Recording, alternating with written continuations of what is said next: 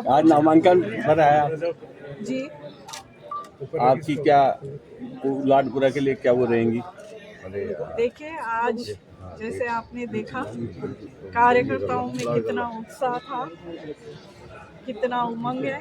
इन कार्यकर्ताओं के उत्साह और उमंग से ही मुझे हिम्मत मिलती है और उस हिम्मत और स्नेह के साथ आज हमने हमारा नामांकन भरा है।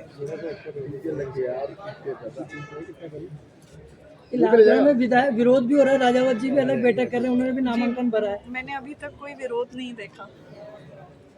मैं आज परिवर्तन रैली भी निकाल रहे हूँ। जी, मुझे उसकी जानकारी नहीं है।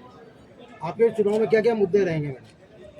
देखिए, पिछली बार जो हमें ये 5 साल मिले, हम विपक्ष में थे और हमने देखा है कि बहुत ही तुष्टीकरण की राजनीति की गई थी। सारे भारतीय जनता पार्टी के विधायकों के कोई भी कार्य नहीं हो पाए और इस बार हमें पूर्ण विश्वास है कि भारतीय जनता पार्टी की सरकार बनेगी प्रदेश में और जो भी लाडपुरा के अधूरे सपने हैं वह सबको मैं पूरा करने का प्रयास करूंगी।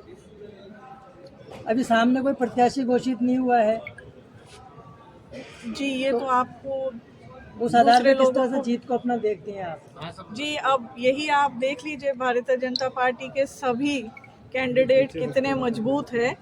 इस वजह से शायद वो सोच रहे हैं, वो उनका काम है, हमारा काम नहीं है कि उस पर कुछ बोले। ठीक है।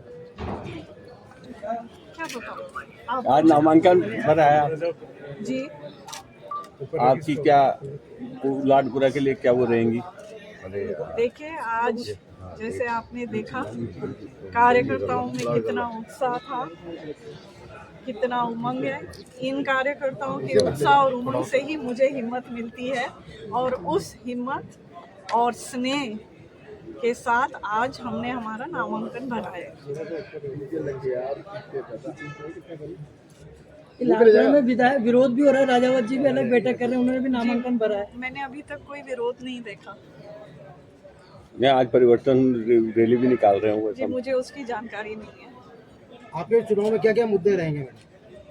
देखिए, पिछली बार जो हमें ये 5 साल मिले, हम विपक्ष में थे और हमने देखा है कि बहुत ही तुष्टीकरण की राजनीति की गई थी। सारे भारतीय जनता पार्टी के विधायकों के कोई भी कार्य नहीं हो पाए और इस बार हमें पूर्ण विश्वास है कि भारतीय जनता पार्टी की सरकार बनेगी प्रदेश में और जो भी लाडपुरा के अधूरे सपने हैं वह सबको मैं पूरा करने का प्रयास करूंगी। अभी सामने कोई प्रत्याशी घोषित नहीं हुआ है जी, ये तो आपको उस आधार पर किस तरह से जीत को अपना देखते हैं आप? जी, अब यही आप देख लीजिए भारतीय जनता पार्टी के सभी कैंडिडेट कितने मजबूत हैं।